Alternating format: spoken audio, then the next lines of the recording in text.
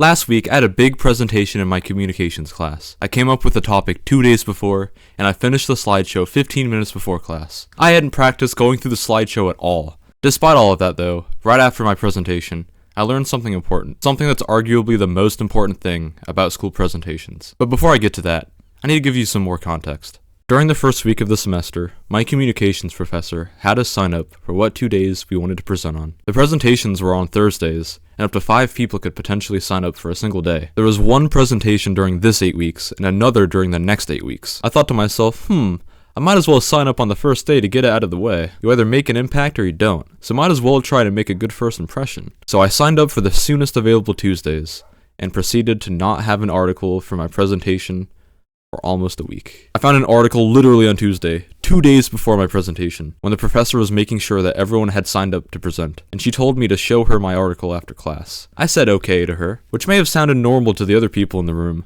but in my mind, I was panicking. I like to take a lot of notes during class, so as she was lecturing, I had to wait until she would change slides or linger on a topic before I had a chance to skim for some articles. I eventually found the article. Class was already over by then, but a few of my classmates were asking her questions, so that gave me enough time to find an article I was interested in. I showed her the article, she said it was good and relevant, and then she said, "You're the first presenter, so make sure to make a good first impression."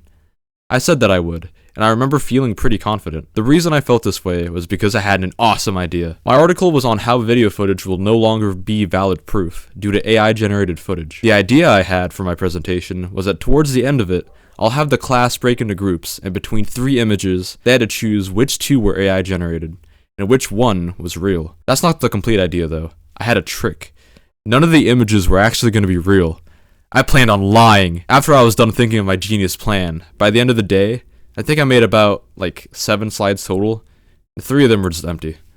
One of them was the title slide too. I spent the next day focusing on what my presentation should have, and I added some info here and there, but it still wasn't complete. The day of the presentation, I spent the final 2 hours I had before class in the library, working on the presentation. I added some slides, got rid of some, and added as much info as I could. I asked one of the ladies who works at the library if she had a spare note card, and she gave me a few, which was nice. I spent maybe 10 minutes jotting things down on the note card. Fun fact, I didn't even use the note card. When it was 15 minutes before class, I'd say the presentation itself was 75% finished. It had every necessary slide, but there was some important info missing. Anyways, it was around a 10-minute walk from the library to my communications class, so I had to go. I hadn't rehearsed my presentation at all, so I just planned on winging it. I got to the classroom and sat down.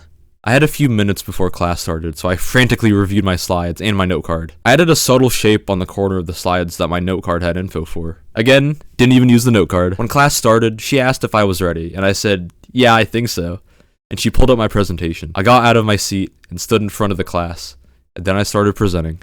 I could bore you with all the details on how my pacing was totally broken, or how I had no idea what to say at the beginning, or how I was reading off the slides for a majority of the presentation, or how my presentation was supposed to be 8 to 10 minutes long, but it was actually over 17. But all of that doesn't matter. Once I got to my idea, everything changed. I presented everyone with 3 images, told them to identify the 2 AI images and the 1 real image, got them into groups, and everything just sorta came together. I got them to think, and whenever I told them which ones were real, that's when I tricked them. The anguish I heard from their voices when I told them that all of the images were AI generated was awesome. Their noises weren't crazy, but it felt raw. It felt real. I ended the presentation, leaving it up to interpretation on if AI generated video would still be usable as proof or not. It felt awesome saying thank you at the end when I finished my presentation. I had a big smile on my face, and I can tell people were satisfied. Someone even said that it was actually pretty good, which I thought was awesome. As I was walking to my seat, that's when I learned something important when it comes to school presentations.